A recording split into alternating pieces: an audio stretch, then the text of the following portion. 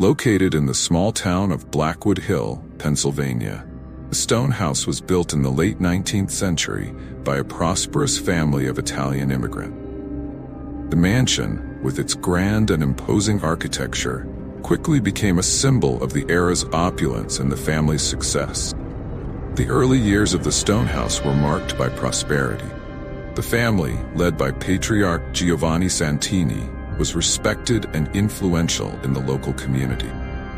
Giovanni was a successful merchant who had immigrated from Italy in search of new opportunities.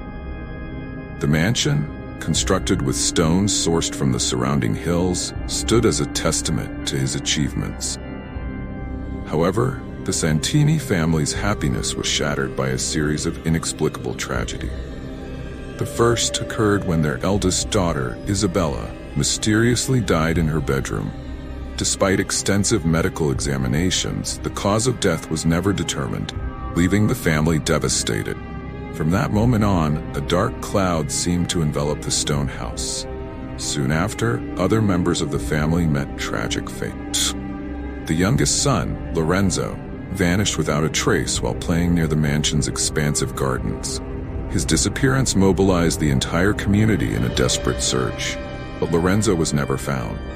Not long after, Giovanni's wife Maria died suddenly, leaving Giovanni isolated and broken. With Maria's death and Lorenzo's disappearance, Giovanni became increasingly reclusive. He was seen less and less by the neighbors, and the mansion began to fall into disrepair. Giovanni's death was equally mysterious. Some said he had gone mad in his final years, haunted by the ghosts of his lost loved one. After Giovanni's death, the stone house was abandoned for many years. During this time, reports of hauntings began to surface. Locals and curious visitors who ventured onto the property spoke of strange paranormal phenomena. Among the most common accounts are ghostly apparition. Many have reported seeing the figure of a woman dressed in white, believed to be the spirit of Maria Santini, wandering the halls or peering out from the windows. Her expression is always one of deep sorrow, as if she is searching for her missing children. Voices and whispers. Visitors frequently describe hearing voices and whispers, particularly at night. These inexplicable sounds seem to emanate from all corners of the house, creating an atmosphere of constant dread. Some claim to hear Isabella crying out for help. Moving object. There are numerous accounts of objects such as furniture, utensils, and even doors moving on their own. Several visitors have witnessed chairs sliding across the floor and doors slamming shut as if driven by an invisible force. Sense of presence. Many experience a heavy, oppressive presence in the house, especially in specific rooms like Isabella's bedroom. Some visitors have reported feeling an unseen hand touch or tug at them, leaving them with a sense of panic. These phenomena attracted the attention of various paranormal investigation teams. Using equipment such as night vision cameras, voice recorders, and motion detectors, these teams have documented a series of unexplained occurrences. EVPs, electronic voice phenomena, captured voices calling out for Isabella and Lorenzo, and shadows were seen moving independently in video recording. One of the most intriguing legends about the stone house involves a hidden treasure. It is said that before his tragic downfall, Giovanni Santini concealed a fortune in gold and jewels somewhere within the mansion. Many believe the spirits haunting the house are protecting this treasure, preventing anyone from finding it. This legend has drawn countless treasure hunters, but none have uncovered any concrete evidence. As the years passed, the stone house became a macabre tourist attraction. Curious visitors traveled from all over to explore the mansion and experience the supernatural for themselves. Local guides offered night tours, where the bravest could visit the most haunted rooms and hear the dark stories surrounding the house. One such tour took place on a cold October night. A group of thrill seekers, led by a local guide named Jack Thompson, gathered outside the stone house. The group consisted of 5 people, Emily, a college student with a fascination for the paranormal. Tom, her skeptical boyfriend. Sarah, an aspiring writer researching a book on haunted houses. Mike, a seasoned ghost hunter. And Karen, curious local who had heard the stories all her life. As the tour progressed, the group grew increasingly uneasy. Strange noises echoed through the empty halls, and the temperature dropped suddenly as they approached Isabella's old room. Jack, the guide, assured them that it was just part of the house's eerie charm.